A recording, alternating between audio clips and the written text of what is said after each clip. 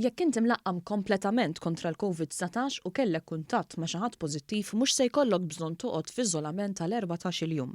Dan hu parti minn pjan tentattiv tal-awtoritajiet tas-saħħa biex persuni mlaqqma kompletament kontra l-virus ma jintalbux jagħmlu kwarantina ta' aktar minn 5 ijiem jekk f'dawk il-jiem jirċievu test negattiv. Dan il-pjan jgħid ukoll li anke wara dawk il-5 ijiem il-persuna tkun trid tagħmel test ieħor kontra l-virus biex ikun żgurati li hija negattiva. Il-pjan xorta għadu jista' jinbidel skont il-bżonn.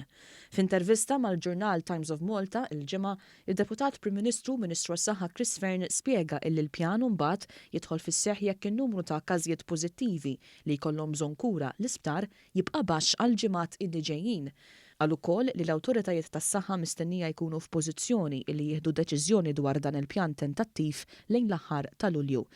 Il-ġimgħa wkoll il-Kamra tal-Kummerċ Maltija appellat biex jitnaqsu ir-regoli tal-iżolament u l-kwarantina għal persuni kompletament imlaqqma kontra il-coronavirus.